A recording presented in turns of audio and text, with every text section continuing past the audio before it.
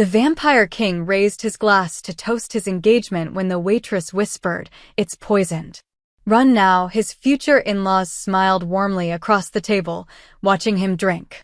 What he didn't know, this dinner was never about celebration.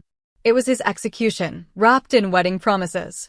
The crystal chandelier above table 7 cast fractured rainbows across the white tablecloth, but Alaric couldn't shake the feeling that something was wrong. He'd ruled for 3 centuries. Survived wars, betrayals, and countless assassination attempts. Yet tonight, sitting across from his fiancée Isabella and her aristocratic parents at Elysium City's most expensive rooftop restaurant, his instincts screamed danger louder than ever before. "More wine, Your Majesty." The waiter's voice pulled Alaric back to the present. He nodded, watching as the crimson liquid, a rare vintage from the southern vineyards, filled his glass. Isabella smiled at him, her emerald eyes catching the candlelight. She looked breathtaking in her silver gown, completely unaware of the tension coiling in Alaric's chest. To new beginnings, Isabella's father, Lord Cassius Thornwell, raised his glass. His smile didn't reach his eyes. "May the union of our families bring prosperity to both our worlds." Lady Thornwell, Isabella's mother, lifted her glass with practiced elegance. The massive ruby ring on her finger glinted, but it was the symbol etched into the band that made Alaric's blood run cold. He'd seen that mark before. In ancient texts. In warnings whispered by his advisors. It was a protection rune. Against vampires. To unity, Isabella echoed, oblivious to the undercurrent of tension. Her hand found Alaric's under the table, squeezing gently. "Between humans and vampires. Between our hearts." Alaric forced himself to smile. This marriage was supposed to end centuries of bloodshed. The Royal Vampire Court and the Human Aristocracy Council had negotiated for years to reach this moment. Isabella was genuinely kind, intelligent, and brave enough to love a creature most humans feared. He'd fallen for her against every instinct that told him to keep his distance. But her parents. "A toast then," Alaric said smoothly, lifting his glass. The wine's aroma hit him first, rich, deep, with notes of blackberry and oak. And underneath it all, something else. Something that made every nerve in his body scream. Blessed silver. Wolfsbane. Sanctified ash. The holy trinity of vampire poison. His hand froze halfway to his lips. 300 years of survival instinct took over, but he couldn't make a scene. Not here. Not with 12 tables of Elysium City's elite watching. Not with the peace treaty hanging by a thread. "Is something wrong, darling?" Isabella asked, her brow furrowing with concern. Before Alaric could answer, a pale hand reached across his shoulder, setting down a small plate of appetizers. The waitress, a young woman with silver blonde hair pulled into a tight bun, leaned close under the pretense of adjusting his napkin. Her whisper was so quiet, only his vampiric hearing could catch it. "Run now, my king." They poisoned it. Alaric's entire body went rigid. The waitress straightened immediately, her face blank and professional as she stepped back. But her eyes, storm gray and ancient, held his for just a fraction of a second. There was recognition there. Warning. Urgency. "Your Majesty?" Lord Thornwell's voice cut through the moment. "You seem distracted." Alaric looked down at his wine glass. The poison was expertly masked, but now that he knew, he could sense it. The slight shimmer of blessed silver particles suspended in the liquid. The faint, sickly sweet scent of wolfsbane extract. This wasn't just meant to weaken him. This was designed to kill him slowly, painfully, while maintaining the appearance of natural illness. His mind raced. If he refused to drink, they'd know he was aware. If he made a scene, Isabella would be caught in the crossfire. If he drank, the poison would start eating through his system within minutes. But if he ran without drinking, they'd strike immediately. Across the table, Lady Thornwell's fingers drummed against her wine glass, once, twice, 3 times. A signal. Alaric's enhanced vision caught movement in the shadows. For men in waiter uniforms, positioned at the restaurant's exits. Their heartbeats were too calm, too controlled. Trained killers. Isabella was still looking at him with those trusting green eyes, completely unaware that her parents had just tried to murder her fiancé. Or was she? No. Alaric pushed the thought away. He'd spent months learning to read Isabella's emotions, her tells. She was genuine. Which meant her parents had kept her in the dark about tonight's true purpose. Forgive me, Alaric said with a smile that had charmed queens and terrified enemies. I was just admiring the view. He gestured toward the floor-to-ceiling windows showcasing Elysium City's glittering skyline. It's not often we vampires dine with such elevated company. Lord Thornwell's eyes narrowed slightly. Lady Thornwell's drumming stopped. Alaric made his decision in a heartbeat. He lifted the glass to his lips and drank. The poison hit his tongue like liquid fire. Holy water mixed with the wine, blessed silver burning tracks down his throat. Wolfsbane spread like ice through his veins. Sanctified ash settled in his stomach like ground glass. Every survival instinct screamed at him to spit it out, but Alaric swallowed smoothly, setting the glass down with steady hands. Excellent vintage, he said calmly, even as agony began to spread through his chest. Isabella beamed. I'm so glad you like it. Father chose it specifically for tonight. How thoughtful, Alaric replied, his voice showing none of the pain currently shredding his insides. He could feel the poison beginning its work, his regeneration fighting against the holy toxins, buying him time, but not much. He needed to leave. Now. But he couldn't let them know he knew. If you'll excuse me for just a moment, Alaric said, pushing his chair back with controlled grace. I left Isabella's gift in the carriage. I'd like to present it before the main course arrives. Oh, Alaric, you didn't have to, Isabella started. Nonsense, he cut her off gently, leaning down to kiss her forehead. His lips lingered there for a moment, memorizing her warmth. If tonight went wrong, this might be the last time he'd see her. You deserve the world, my love. I'll return in just a moment. He straightened, meeting Lord Thornwell's gaze. The older man's expression was unreadable, but his hand had moved to rest casually on his lap, right where a concealed weapon would be holstered. Don't be long, Lady Thornwell said sweetly. The kitchen prepared something special for tonight. It would be a shame if it grew cold. I wouldn't dream of missing it, Alaric replied. He turned and walked toward the restaurant's main entrance, every step measured and unhurried despite the poison spreading through his system. His vision was already starting to blur at the edges.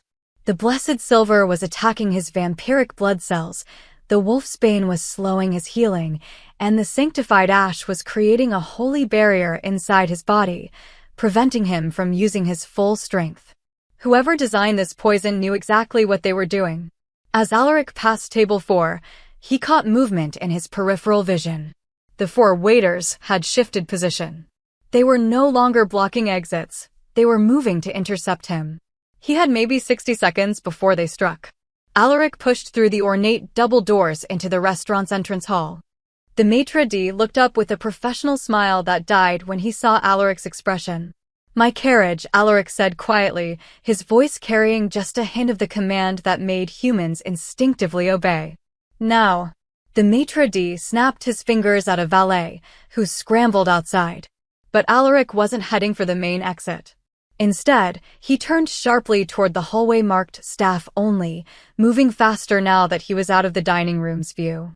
Behind him, he heard chairs scraping. Hurried footsteps. Lord Thornwell's voice calling his name with false concern. They were coming. Alaric burst through the staff door into a narrow hallway lined with supply closets and kitchen equipment. The service exit glowed red at the far end, but standing in front of it was the silver-haired waitress who'd warned him. This way, she hissed, grabbing his arm with surprising strength. They have hunters in the front. The whole building's surrounded. Who are you? Alaric demanded, even as his legs began to weaken. The poison was working faster now. Someone who swore an oath to protect the royal bloodline, she said, yanking open a door marked maintenance. Inside was a steep stairwell leading down into darkness. Move, Your Majesty. We have maybe 30 seconds before they breach this hallway with holy water and stakes. Behind them, the staff door exploded inward. Men in black tactical gear poured through, silver weapons gleaming. Alaric didn't hesitate. He plunged into the darkness, with the mysterious waitress right behind him, the door slamming shut just as the first crossbow bolt whistled through the air. The hunt had begun. The maintenance stairwell was pitch black, but Alaric's vampire vision cut through the darkness like a blade. Each step down felt like descending into his own grave. The poison was spreading faster now. He could feel his regenerative abilities struggling, flickering like a dying candle. "How many exits?" he asked the waitress, his voice steady despite the fire in his veins. "2." Both watched. She moved with the practiced efficiency of someone who'd planned escape routes long before tonight. "But there's a tunnel system under the restaurant. Old subway lines from before the city expansion." Above them, heavy boots thundered against metal. Shouts echoed down the stairwell. The hunters were coming, and they weren't being subtle anymore. "They're not worried about witnesses," Alaric observed, his strategic mind still working even as his body betrayed him. "Which means they paid off the police, the media, everyone." The waitress reached the bottom of the stairs and kicked open a rusted door. "Tonight was supposed to be your execution, wrapped in the illusion of a celebration." Alaric filed that information away. Someone had spent enormous resources to orchestrate this. The question was, who stood to gain from his death? They emerged into a forgotten basement, filled with ancient restaurant equipment covered in dust sheets. The waitress moved like she'd memorized every inch of the space, weaving between metal shelves and broken refrigerators. "The Thornwells," Alaric said, following her. His legs were growing heavier with each step. "How long have they been planning this?" "Long enough to infiltrate the royal guard, bribe half the human council, and forge your fiancé's affection." She glanced back at him, her gray eyes flashing in the dim light. Or so they thought. Alaric's heart, which had barely beaten for 3 centuries, constricted painfully. Isabella knew. "No," the waitress stopped at a heavy grate built into the floor. "Our intelligence suggests she's genuine. They've been manipulating her since childhood, grooming her to be the perfect bride. The perfect distraction." She grabbed the grate's edge. "Help me with this." Alaric knelt beside her, gripping the metal bars. Even with his strength compromised, he managed to help her wrench it open. The smell of stagnant water and decay wafted up from below. "Who sent you?" Alaric demanded as she lowered herself into the hole. "Who do you work for?" Questions later. Survival now. She dropped out of sight. Behind them, the basement door exploded inward. Holy water splashed across the concrete, sizzling where it touched the ground. Blessed silver bullets pinged off metal shelves. Alaric dropped through the grate, landing hard in ankle-deep water. The impact sent spikes of agony through his poison system. His vision swam, darkening at the edges. The waitress caught his arm, steadying him. "Stay with me, Your Majesty. The poison's designed to incapacitate, not kill, not immediately. They wanted you weak for the ritual." "What ritual?" Alaric forced himself to focus. Above them, hunters were shouting, their voices echoing down through the grate. Later, she pulled him forward into the tunnel. Emergency lights flickered sporadically, casting everything in sickly yellow. "Right now, we need to put distance between us and them." They moved through the abandoned subway tunnel, their footsteps splashing in the shallow water. Alaric's enhanced hearing picked up the sounds of pursuit, at least a dozen men, heavily armed, moving with military precision. "The wine," he said, his analytical mind latching onto details even as his body weakened. "It was blessed by someone with real faith. Not just any priest could create a poison that potent." "The Vatican," the waitress confirmed. "They've been collaborating with certain human factions. They call themselves the Crimson Faith, extremists who believe vampires are abominations that must be purged. Peace treaty be damned." Alaric had heard whispers of the Crimson Faith. Radical hunters who rejected the treaty his father had died to establish.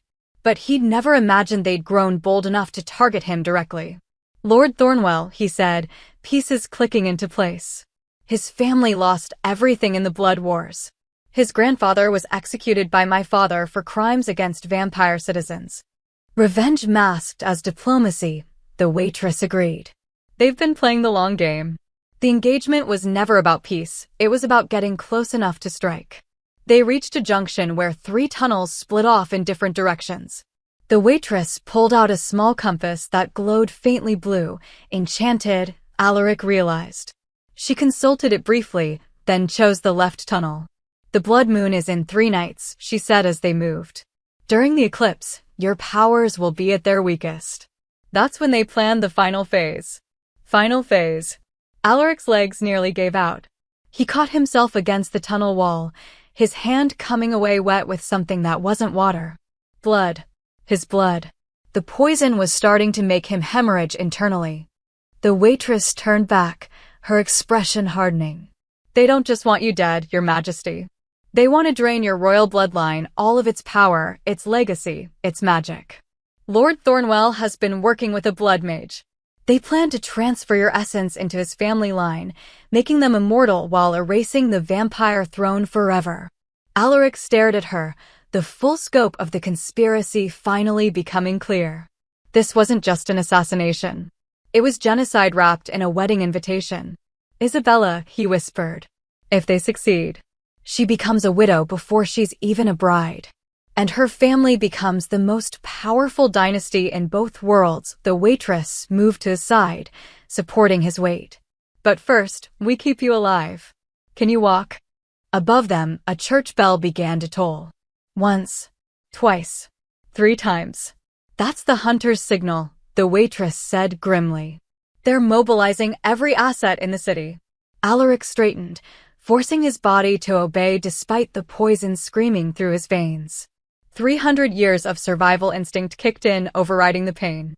"Then we'd better move faster," he said. Behind them, the sound of pursuit grew closer. Ahead, the tunnel stretched into uncertain darkness. And somewhere above, in that glittering restaurant, Isabella was probably just realizing her fiancé wasn't coming back.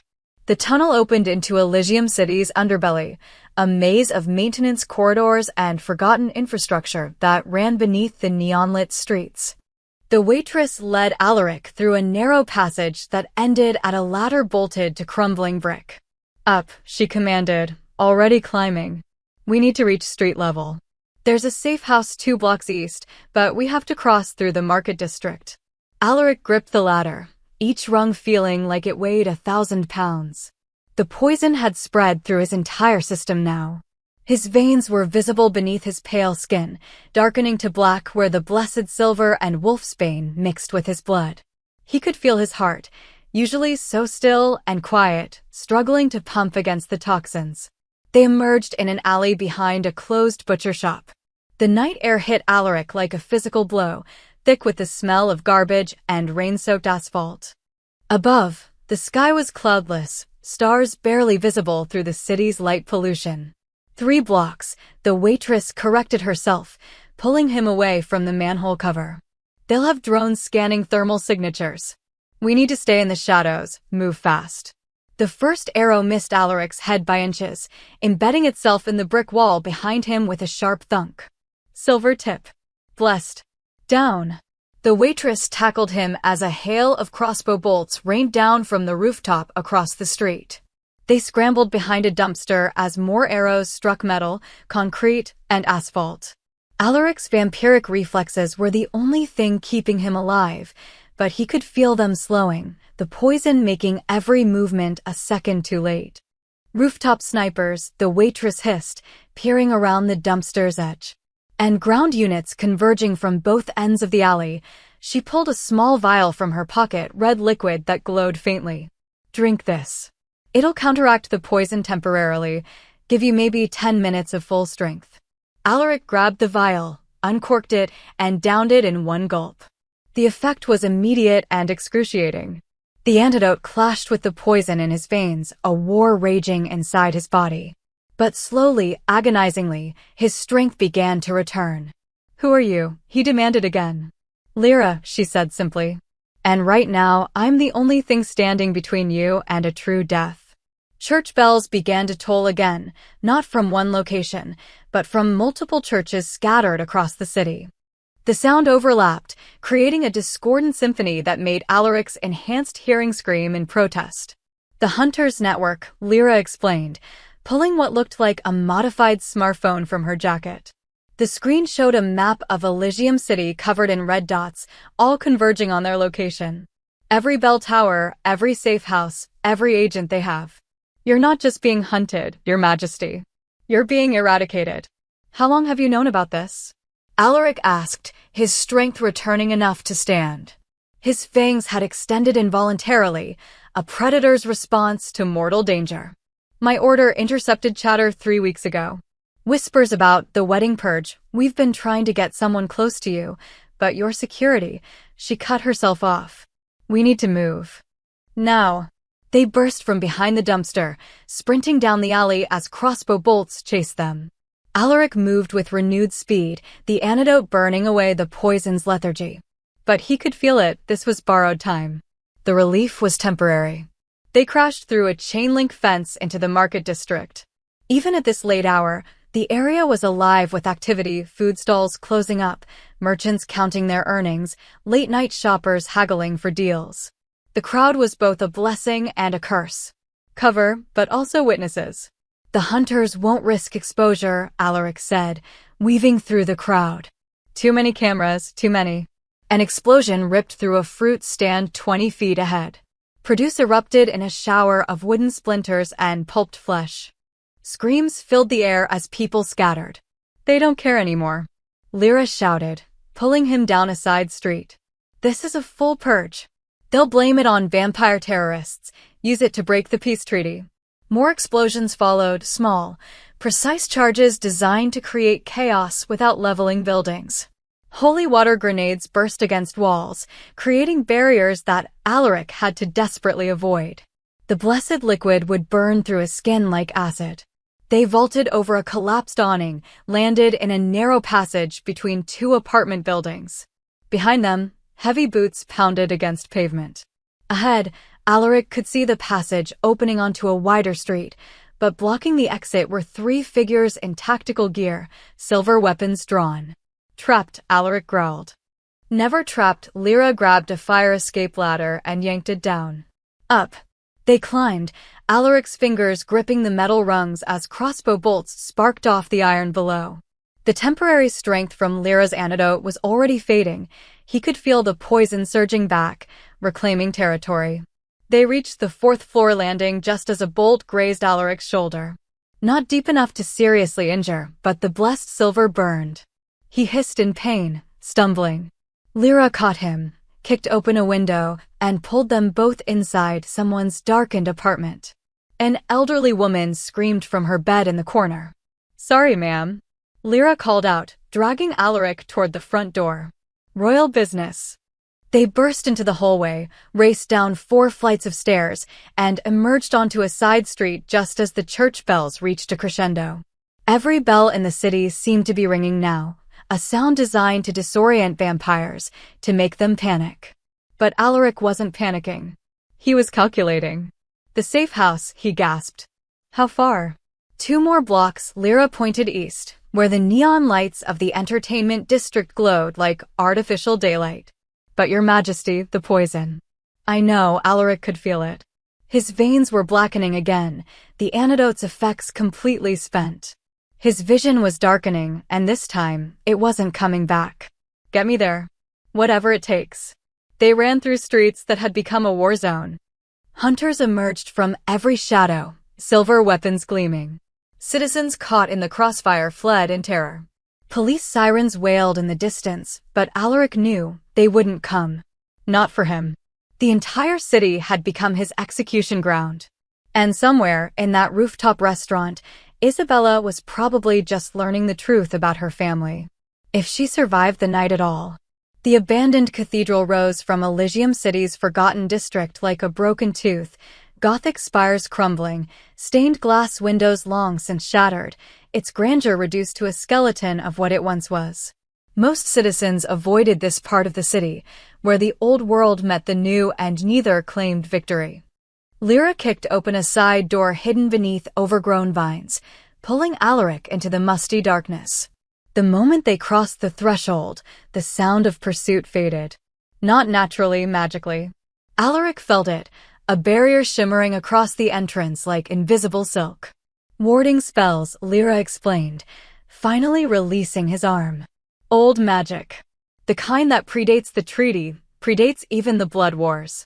Alaric collapsed against a rotting pew, his legs finally giving out. The poison had fully reclaimed him now, worse than before. Black veins spider-webbed across his neck and face, visible even in the darkness. His breathing, unnecessary for vampires but instinctive during stress, came in ragged gasps. "You're dying," Lyra stated matter-of-factly, moving to light candles positioned throughout the cathedral's nave. As each flame sparked to life, Alaric saw the space had been prepared. Medical supplies. Ancient texts. Ritual circles drawn in what smelled like blessed salt and vampire blood. How long, he managed? Hours. Maybe less. Lyra knelt beside him, pulling back his collar to examine the blackened veins. The poison is designed to destroy you from the inside out. Blessed silver is eating your blood cells. Wolfsbane is paralyzing your regeneration. And the sanctified ash, she paused. It's creating a holy prison inside your body. Even if we purge the other toxins, that ash will keep you weak during the blood moon. Convenient timing, Alaric said through gritted teeth. Calculated timing, Lyra moved to a makeshift altar where ingredients were laid out with surgical precision. They've been planning this for years, Your Majesty. This isn't just assassination, it's orchestrated genocide. She began mixing compounds in a silver bowl, ironically, the same metal poisoning him. Blood-red herbs, crushed moonstone, and something that glowed faintly blue. "You keep calling me Your Majesty," Alaric observed, forcing his mind to focus through the agony. "You know protocols. You know poisons. You know safe houses." His eyes, usually crimson, had faded to dull pink. "Who sent you, Lyra?" She paused, her hands stilling over the bowl. When she looked at him, her gray eyes held centuries of grief. "The Order of the Crimson Veil," she said quietly. "We're what remains of your grandfather's royal guard. When he was betrayed and killed, most of the Order died with him.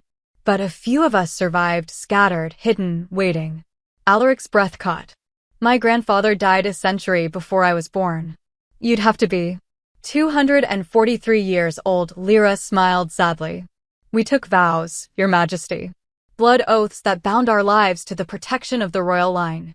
As long as a true heir lives, we cannot die. We've been watching from the shadows, waiting for the moment when you'd need us most." She brought the bowl to him, now filled with a thick, steaming liquid that smelled of copper and midnight. "This is going to hurt," she warned. "The extraction ritual requires me to draw the poison out through your blood. It means opening your veins and channeling the toxins into a containment field." She gestured to the ritual circle on the floor. "You'll be conscious the entire time." "How long?" "An hour. Maybe 2". Lyra's expression softened. "I won't lie to you, most vampires don't survive this process. The pain is considerable." Alaric looked at her, this ancient warrior who'd lived in shadows for centuries, protecting a bloodline she'd probably never expected to serve again. "And if we don't do it, you die before dawn. And with you dies the last pureblood heir to the vampire throne. What about Isabella?" The question escaped before he could stop it. Even now, poisoned and hunted, she occupied his thoughts. Lyra's expression hardened. "Our intelligence suggests she's being held in the restaurant's private wine cellar. Her parents can't risk her interfering with their plans." She moved to help him stand. "We decoded signals from their communication network. Lady Thornwell has been dosing Isabella's food with a mild sedative for weeks, keeping her compliant, dreamlike, easier to manipulate." Rage flared through Alaric's pain. "They drugged her." "They did worse." Lyra guided him to the ritual circle. "They've been using a blood mage to subtly influence her emotions.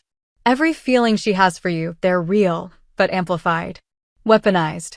They wanted her desperately in love with you, so when you died, her grief would be absolute.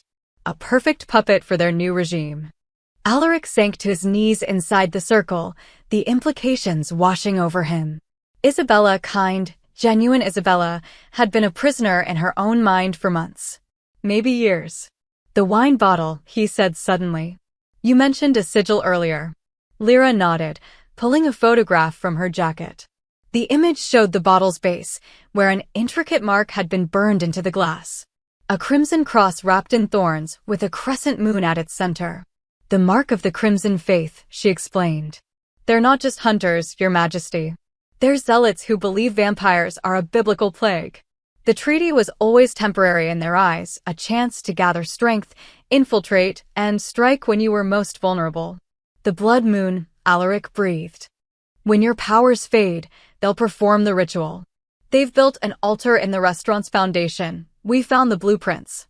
Lord Thornwell will drain your essence while the eclipse peaks, transferring your royal bloodline into his family. Lyra began lighting candles around the ritual circle. His children will become immortal daywalkers. Human enough to rule the aristocracy, vampire enough to control the night. And your lineage, 3,000 years of royal blood, will be erased. Alaric's hands clenched into fists. 3,000 years. His ancestors had built the vampire kingdoms from scattered clans, had fought for recognition, for rights, for the chance to exist without persecution. His father had died to create the treaty. His mother had sacrificed herself to maintain it. And now some aristocrat with a grudge wanted to steal it all. Begin the ritual, Alaric commanded, his voice regaining its royal authority despite the poison ravaging his body. Draw the poison. I don't care how much it hurts. Lyra knelt across from him, drawing a silver dagger from her belt. Your Majesty, I need you to understand, even if we succeed, you'll be weak during the blood moon. Fighting them in your condition. I've survived 3 centuries of impossible odds, Alaric interrupted. I'll survive 3 more nights. His faded eyes met hers, and for a moment, the dying king became the warrior who'd conquered armies. Besides, they made one critical mistake. What's that? They assumed I'd die quietly. Alaric held out his wrists. Let's prove them wrong. Lyra nodded once, respect glinting in her ancient eyes. She pressed the dagger to his left wrist and whispered words in a language older than the city above them. The ritual began, and Alaric's screams echoed through the forgotten cathedral like a promise of vengeance.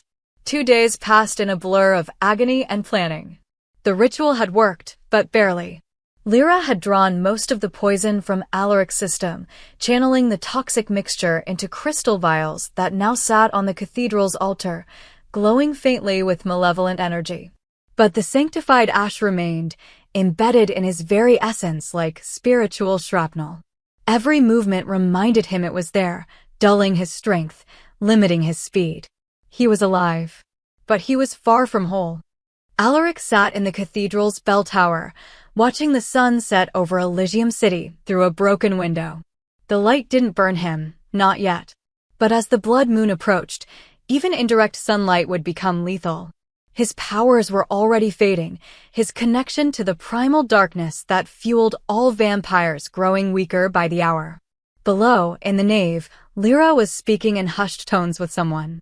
Alaric's dulled hearing couldn't quite catch the words, but he recognized the cadence of strategic planning.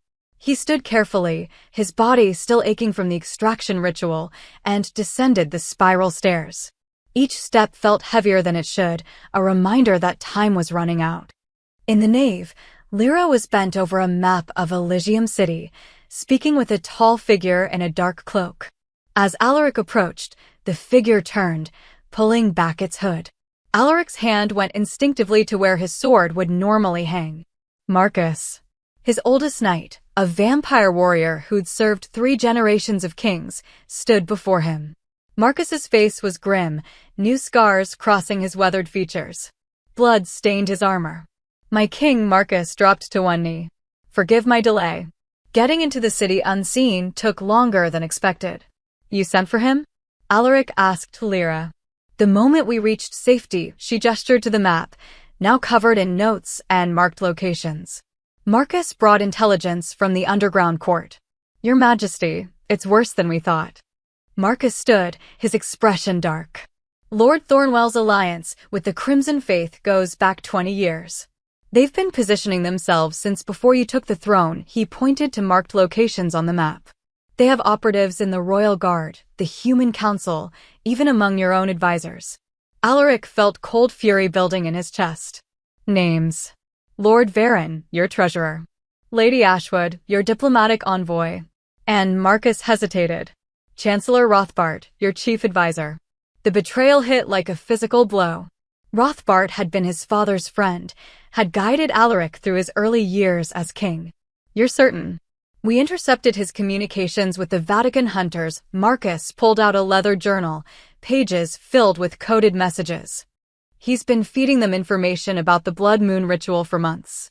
Timing, location, your security protocols, everything they needed. Lyra traced a finger across the map to the restaurant district. The blood moon eclipse peaks in 28 hours. That's when they'll move. She tapped a building, the same rooftop restaurant where this nightmare had begun.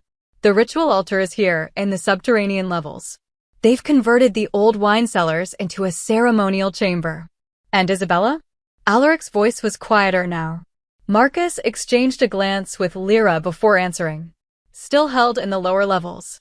Our scouts confirmed she's alive, but heavily guarded. They're keeping her sedated, probably to prevent her from interfering or escaping. She doesn't know, Alaric said. It wasn't a question. Our intelligence suggests she believes you abandoned her, Lyra said gently.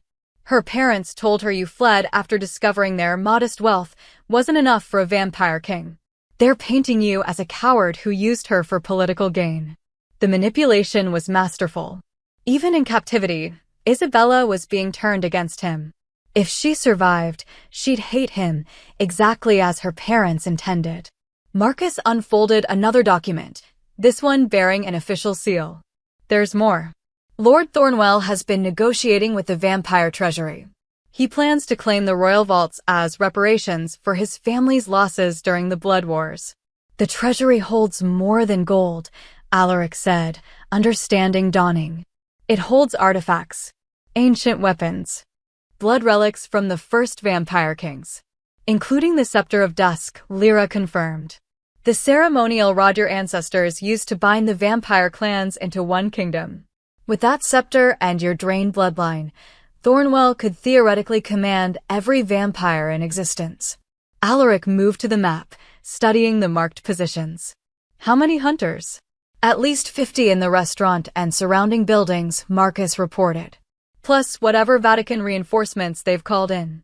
And that's not counting Thornwell's private security or the corrupted members of your own guard.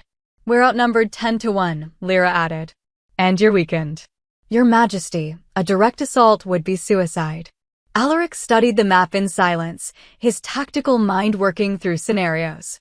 The restaurant sat in the heart of the aristocratic district, heavy civilian presence, multiple escape routes for his enemies, and excellent defensive positions. A fortress disguised as fine dining. But there was something Lyra had said earlier, during the ritual, that kept nagging at him. The wine bottle, he said suddenly. You photographed the sigil. Have you decoded it fully? Lyra moved to the altar, retrieving the photograph and several books. Partially. The Crimson Faith's mark is layered. It's not just a symbol, it's a map, she laid out her notes. See these thorns? Each one corresponds to a location. A church, a safe house, a weapons cache. Or a member, Alaric finished, seeing it. This isn't just a mark of allegiance. It's a directory. A way to identify every member of the Crimson Faith in the city. Marcus leaned in, his eyes widening. If we could decode the entire sigil, we'd know exactly who's compromised, who we can trust. And where they're hiding their resources. Alaric felt the first spark of hope since this nightmare began. Lyra, how long to decode it completely? Hours. Maybe all night. She was already pulling out more reference texts. But Your Majesty, even with a complete list, we're still severely outnumbered. And the blood moon will make me vulnerable, Alaric interrupted. But it will also make them confident. Overconfident, he turned to Marcus. How many loyal knights can you gather before the eclipse? Maybe 20. 30 if we're lucky. Marcus's expression was grim. Most are scattered across the territories and travel time. Then we don't fight their army, Alaric said, his mind forming a plan. We cut off the head. Lord Thornwell, Lady Thornwell, and whoever this blood mage is that's facilitating the ritual. Remove them, and the Crimson Faith loses its coordination. A surgical strike, Lyra said, understanding. But you'd still need to reach Isabella. She's their insurance policy. If the ritual goes wrong, They'll kill her and blame you for everything. Alaric looked at the photograph of the wine bottle again, at the intricate sigil that had marked his attempted assassination. Somewhere in that symbol was the key to everything, the identities, the locations, the entire conspiracy laid bare. Decode that sigil, he ordered. Every thorn, every curve, every hidden meaning.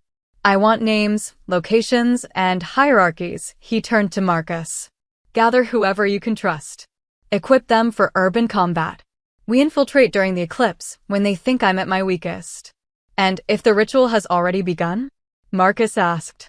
Alaric's eyes, still faded but burning with determination, met his knight's gaze. Then I'll tear down that restaurant brick by brick until I find her. Lyra and Marcus exchanged glances, then both knelt. By blood and darkness, they said in unison. We serve the throne. Then let's remind them, Alaric said, his voice carrying the weight of 3 centuries, what it means to hunt a king. Outside, the sun had fully set. The city lights flickered to life, indifferent to the war brewing in its shadows. The blood moon was rising. And with it, the reckoning. The eclipse began at midnight. Alaric felt it immediately, a draining sensation, as if someone had opened a tap in his soul and let his power bleed away. His enhanced vision dimmed. His supernatural strength faded to barely above human levels. Even his centuries of accumulated knowledge and instinct felt distant, muffled, as if wrapped in thick cloth. The blood moon turned the sky a deep crimson, casting Elysium City in shades of rust and shadow. Your Majesty, Lyra appeared beside him, fully armed now. Twin silver daggers at her hips, not blessed, she'd assured him, but consecrated to the old vampire gods. Protection, not poison. It's time. 23 vampires stood in the cathedral's ruins, all that Marcus had managed to gather. Most were young, barely a century old. A few bore the scars of true warriors. All looked terrified and determined in equal measure. They knew this was likely a suicide mission. The sigil gave us 12 names, Lyra reported, holding up the decoded document. 12 key members of the Crimson Faith operating in the city. 6 are stationed at the restaurant. 4 are in reserve locations. And 2, she paused. 2 are members of your royal council. Rothbart and... Alaric prompted. Lady Morgessa. Your master of arms. The betrayal cut deeper than any blade. Morgessa had trained him in combat, had stood beside his father during the final days of the Blood Wars. She'd sworn oaths written in blood and sealed with ancient magic. Blood oaths can be broken, Marcus said quietly, reading Alaric's expression. With enough holy magic and sufficient motivation. The Crimson Faith has Vatican resources. They'd know how. Alaric pushed the betrayal aside. Grief was a luxury he couldn't afford. The restaurant.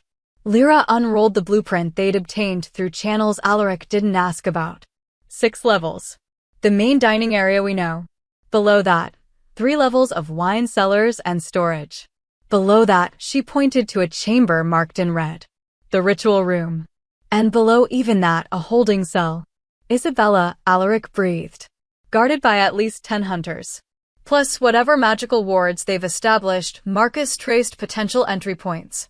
The main entrance is suicide. The kitchen entrance is heavily monitored. But there's a maintenance tunnel, the same network we used to escape.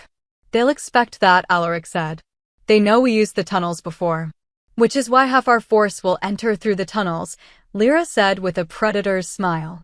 Making noise, drawing attention, appearing to be the main assault. While the real strike team enters how? Alaric asked. Through the front door, Lyra's smile widened.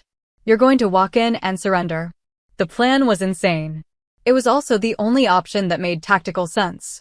30 minutes later, Alaric stood across the street from the restaurant, watching light pour from its windows.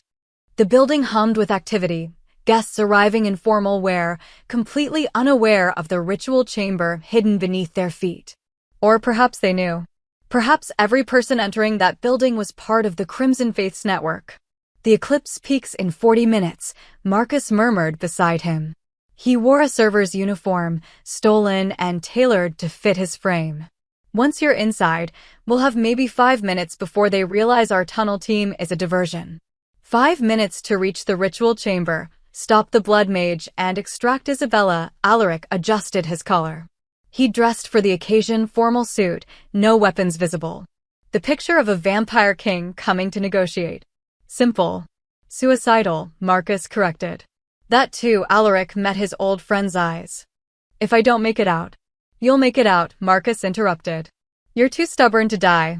It's insufferably annoying. Despite everything, Alaric smiled. Thank you, old friend. Don't thank me until we're drinking victory wine in the royal palace. Marcus clasped his shoulder once. Go. We'll be ready. Alaric crossed the street, each step an act of will. The blood moon's power, or lack thereof, made him feel exposed, vulnerable in ways he hadn't experienced in centuries. Every human instinct he'd suppressed for 300 years suddenly roared back to life. Fear, doubt, mortality. The restaurant's doorman recognized him immediately. Alaric saw the man's hand move toward a concealed weapon, then pause as someone spoke into his earpiece. Your Majesty, the doorman said, his voice carefully neutral. We've been expecting you. I'm certain you have. Alaric walked past him into the foyer. The maitre d', a different one from 2 nights ago, waited with a smile that didn't reach his eyes. Lord Thornwell requests your presence in the private dining room. If you'll follow me? They wanted him deeper in the building. Away from exits. Closer to the ritual chamber. Perfect. Alaric followed the maitre d' through the restaurant. Other diners watched him pass, with expressions ranging from curiosity to poorly concealed hostility. At a corner table, he spotted Lady Morgessa, his former master of arms, dining with a man in cardinal's robes. She raised her wine glass in mock salute as he passed. The gesture made his blood boil, but he kept his expression neutral. The maitre d' led him to a private elevator, its walls lined with mirrors. Alaric saw himself reflected infinitely, pale, weakened, but still carrying himself with royal bearing. He looked like a king walking to his execution. The elevator descended. Not to the main dining levels, but deeper. Much deeper. We're going to the ritual chamber, Alaric observed. The maitre d' said nothing, but his hand moved to rest on a concealed stake at his belt. The elevator doors opened onto a corridor carved from ancient stone. Torches flickered in wall sconces, real fire, not electric imitations. The air smelled of incense, blood, and old magic. At the corridor's end stood an ornate door, flanked by 2 hunters in full tactical gear. They parted silently as Alaric approached. Beyond the door, the ritual chamber waited. It was vast, circular, with a domed ceiling painted in astronomical charts. At the room's center stood an altar made of black marble, surrounded by a circle of holy symbols, but these weren't Christian crosses. They were older, darker. Symbols from religions that predated civilization.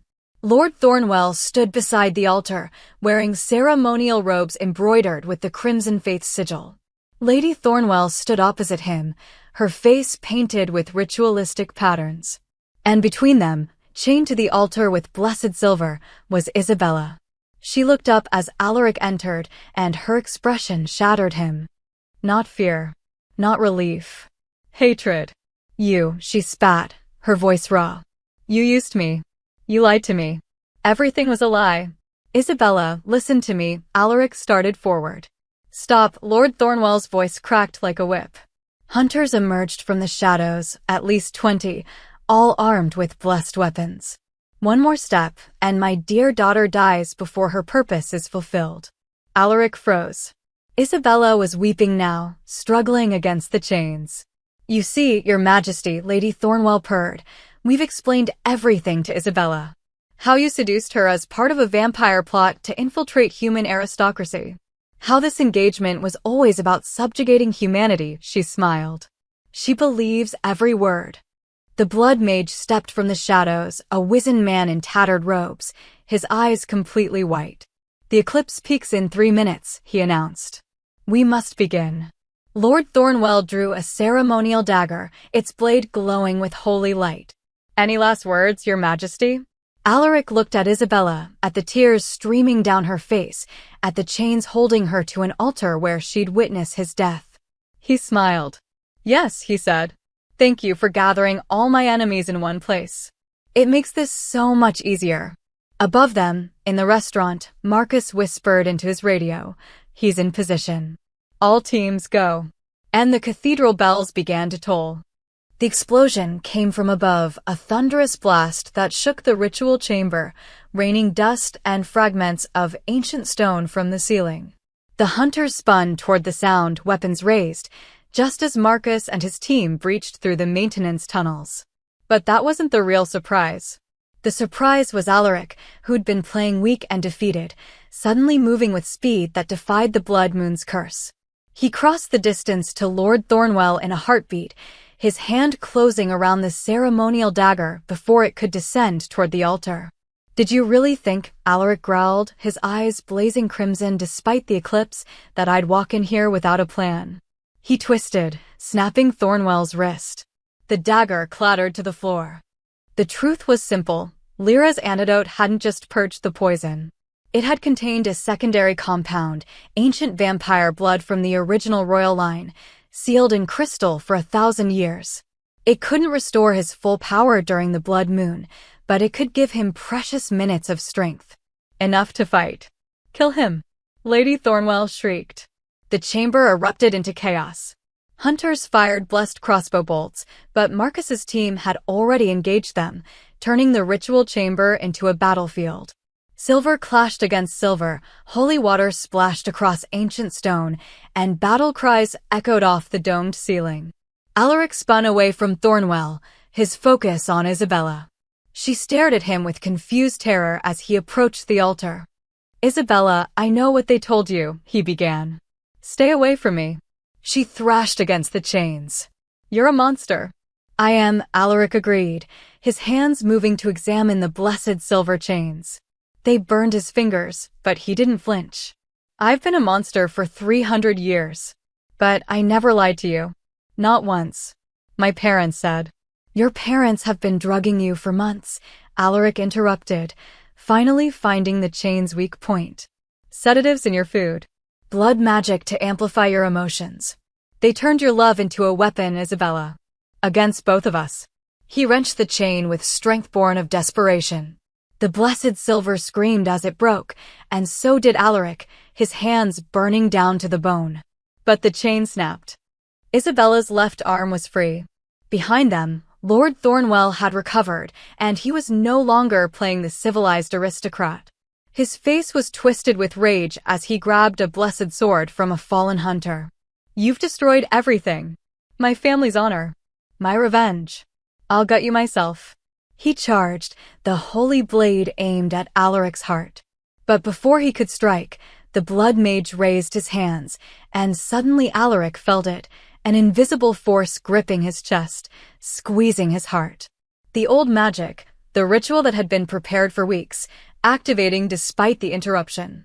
The blood moon is at its peak, the blood mage intoned, his white eyes glowing. The vessel is prepared. The sacrifice is here. The transfer will proceed. Red light erupted from the altar, forming a beam that connected directly to Alaric's chest. He gasped as he felt his essence, his royal bloodline, beginning to flow outward. The sensation was horrifying, like his soul was being drained through a straw. No, Isabella screamed. Whatever drugs had clouded her mind, whatever manipulation had poisoned her thoughts, they shattered in that moment. She saw Alaric falling to his knees, saw the light draining from his eyes, and remembered. She remembered real conversations, not the twisted versions her parents had fed her. She remembered Alaric's gentleness, his patience, the way he'd listened to her dreams of uniting their worlds. She remembered falling in love not because of magic, but because of him. With her free hand, Isabella grabbed the ceremonial dagger Alaric had knocked away. The blade burned her human flesh, but she didn't care. She drove it into the altar itself, right into the center of the ritual circle carved into the marble. The beam flickered. What have you done? The blood mage shrieked. I'm ending this. Isabella twisted the blade, breaking the circle. The ritual's power fractured, the red light sputtering like a dying flame. Lord Thornwell backhanded his daughter across the face, sending her sprawling. Foolish girl. You've ruined everything. That was his final mistake. Alaric rose, the ritual's grip broken, and something fundamental shifted in the chamber. His eyes weren't just crimson anymore, they were burning with an inner fire that had nothing to do with vampiric power. This was pure rage, pure protective fury. You, Alaric said, his voice dropping to a deadly whisper, just struck the woman I love. The temperature in the chamber plummeted. Frost crept across the walls despite the torches. Even the Blood Moon's curse seemed to recoil from the primal fury radiating from the Vampire King. Alaric moved like death itself. He caught Lord Thornwell's blessed sword with his bare, burned hand, ignoring the agony, and yanked it from the aristocrat's grip. In one fluid motion, he reversed it and drove the pommel into Thornwell's chest, sending him crashing into the altar. Lady Thornwell screamed, pulling a vial of holy water from her robes. She threw it at Alaric, but he was already moving too fast to trek. The vial shattered harmlessly against stone as Alaric appeared beside her. You drugged her, he said softly. You manipulated her. You used your own daughter as bait. His hand closed around Lady Thornwell's wrist, not breaking it, but holding it in an unbreakable grip. What kind of parents are you? The kind who remember what your kind did to us. Lady Thornwell spat. The kind who lost everything in your blood wars. My father, my brothers, our entire family fortune, all because of vampire tyranny. So you became exactly what you claimed to hate, Alaric said. Tyrants. Murderers. Betrayers. Around them, the battle was turning. Marcus and his team had overcome the hunters, and more reinforcements were pouring in from above. The Crimson Faith's carefully laid plans were unraveling. The Blood Mage made one final desperate attempt, channeling the last of the ritual's power directly at Alaric. Holy fire erupted from his hands, burning brighter than the sun. But Lyra was faster. She threw herself between Alaric and the flames, her body absorbing the blast. She screamed as holy fire consumed her, the old protection magic in her blood fighting against the assault. Lyra. Alaric caught her as she fell, her body smoking. The vault, she gasped, her ancient life finally burning away. The scepter of dusk. Use it. Command them all. She died in his arms, 243 years of loyal service ending in a burst of holy flame.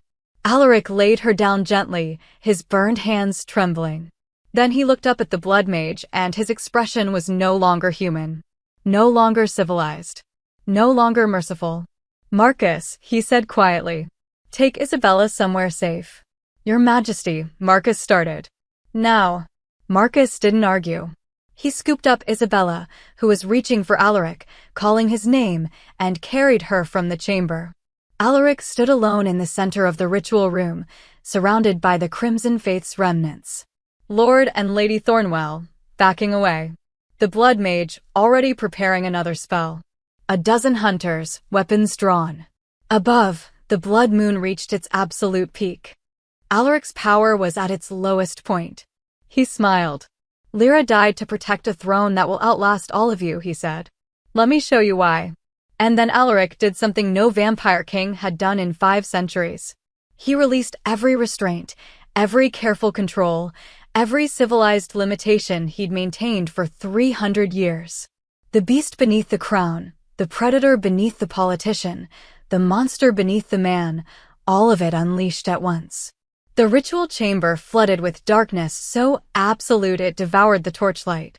And in that darkness, Alaric hunted. 3 days after the Blood Moon, Alaric sat alone in the rooftop restaurant. The building had been rebuilt with surprising speed, blood money and guilty consciences worked wonders. Fresh paint covered the scorch marks. New marble replaced the cracked floors. Even the chandelier had been restored, casting the same fractured rainbows across white tablecloths. But the restaurant was empty. No diners. No staff. Just Alaric at table 7, a glass of wine before him, untainted this time. He'd made certain of that, and the ghost of memories he couldn't escape. The battle in the ritual chamber had lasted 4 minutes. When the darkness cleared, Lord Thornwell was dead, his neck snapped cleanly. Lady Thornwell had survived, barely, her mind shattered by what she'd witnessed in that absolute darkness. The Blood Mage had simply Vanished. No body, no trace, as if he'd never existed. The hunters who survived fled the city and were still running. The Crimson Faith's network had collapsed overnight. Rothbart and Morgessa were in the royal dungeons, their betrayals exposed. The Vatican had issued formal apologies, distancing themselves from the extremist faction. The peace treaty had been reinforced with new provisions, new protections, new consequences for betrayal. Victory by any measure. So why did it taste like ash? Your Majesty. Alaric looked up. Lyra stood in the doorway, not the original Lyra, but her successor. Another member of the Order of the Crimson Veil, younger, but carrying the same ancient weight in her eyes. She wore the insignia of royal protector now, a silver pendant shaped like a blood drop and a crescent moon. Report, Alaric said softly. The last of the Crimson Faith's safe houses have been cleared. We recovered weapons caches, documents, and 37 prisoners. She approached the table, standing at attention. The Human Council has requested an audience next week to discuss reparations. And Isabella? Lyra's expression softened slightly. She's been relocated to the countryside estate, as you ordered. The memory mages completed their work this morning. Alaric's hand tightened around his wine glass. And? She remembers nothing of the engagement, the dinner, the ritual, any of it. As far as Isabella Thornwell knows, she's been recovering from a prolonged illness at her family's country home. Her parents, Lyra paused. Her father's death has been attributed to a heart attack. Her mother is in a private medical facility, receiving treatment for her condition. Condition, Alaric repeated bitterly. Is that what we're calling it? Trauma-induced psychosis, Lyra said clinically. She babbles about darkness and monsters. The doctors believe she'll never recover. Good, Alaric thought, then immediately hated himself for thinking it. Lady Thornwell had been a monster, yes, but she'd also been a mother, a twisted, manipulative mother, but Isabella's mother nonetheless. And he'd taken that from her along with everything else. The memory wipe was necessary, Lyra said, reading his expression. Isabella's testimony would have implicated dozens of human families, reignited the conflict, possibly started another war. This way she's free. Safe. She can build a new life. A life without the truth, Alaric said. A life without trauma, Lyra corrected. Your Majesty, you gave her a gift. Most people would. Most people didn't love her, the words came out harsher than intended. Alaric set down his wine glass before he shattered it. I could have let her remember. I could have fought for. For what?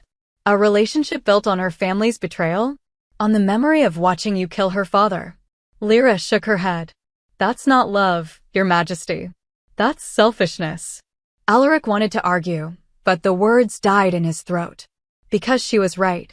Keeping Isabella, forcing her to remember the horror of that night, watching her struggle with the knowledge of what her family had done, that would have been cruel. Monstrous. So instead, he'd done the merciful thing. The kingly thing. He'd let her go. Has she asked about me? The question was pathetic, and Alaric knew it, but he had to know. Once, Lyra admitted. She asked a servant if she'd had any suitors recently. The servant said no. She paused. Isabella seemed relieved. Of course she did. Even with the memories erased, some part of her knew. Some instinct warned her away from the vampire king who'd stolen months of her life, who'd brought death to her family's doorstep. Alaric stood, moving to the floor-to-ceiling windows. The city sprawled below, oblivious to how close it had come to another blood war. In the distance, he could see the cathedral where Lyra, the original Lyra, had saved his life. Where she'd died protecting him. The vault, he said. The Scepter of Dusk. Did we recover it? Yes, Your Majesty. It's in your private chambers under guard. The Scepter of Dusk, the artifact that could command every vampire in existence. Lord Thornwell had wanted it to enslave an entire species. Instead, it had returned to its rightful owner. Alaric had held it once, the night after the battle. Felt its power thrumming through the ancient metal. With that scepter, he could rebuild the vampire kingdom stronger than ever. Could ensure no human ever dared threaten them again. He'd locked it away immediately. Power like that was too tempting. Too dangerous. His grandfather had wielded it wisely. His father had refused to touch it. Alaric would follow his father's example. The piece they wanted to poison, Alaric murmured, repeating the words he'd spoken to himself 100 times since that night. I will now rebuild in blood and truth. Your Majesty? Lyra asked. Alaric turned from the window. Contact the Human Council. Tell them I accept their request for an audience. His voice carried the weight of 3 centuries, the authority of the crown he'd defended with everything he had. But tell them the terms have changed. No more secret alliances. No more hidden agendas. If they want peace, it will be built on transparency, on accountability. And if they refuse, then they'll learn what it means to face a vampire king who has nothing left to lose. Alaric's smile was cold. I spared them once because I wanted Isabella's world intact. That incentive no longer exists. Lyra bowed. I'll deliver the message. She turned to leave, but Alaric called her back. Lyra, your predecessor, she served loyally for over 2 centuries. Make sure her sacrifice is recorded in the royal archives. Make sure history remembers what she did. Of course, Your Majesty. Alone again, Alaric returned to table 7. His wine sat untouched, reflecting the chandelier's fractured light. He could still see Isabella sitting across from him in his mind's eye, smiling that innocent smile, completely unaware of the poison in his glass and the daggers hidden in her parents' hearts. She was free now. Truly free. She'd live a normal life, marry a normal man, have normal children. She'd never know she'd been engaged to a monster, never know she'd been days away from a nightmare. And Alaric would carry that knowledge alone. His phone buzzed, a text from Marcus. The council's already responding. They want to negotiate. You scared them. Good, Alaric typed back. Fear is the foundation of respect. He pocketed the phone and stood, taking one last look at the restaurant. This place had been meant to celebrate a union, a new chapter in vampire-human relations. Instead, it had become a battlefield, a tomb, a reminder of how close everything had come to collapsing.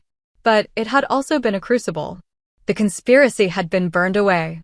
The traitors exposed. The vampire throne secured. As Alaric walked out of the empty restaurant, Lyra fell into step beside him. The night air was cool, the city peaceful. No church bells tolled. No hunters lurked in shadows. Where to, Your Majesty? She asked.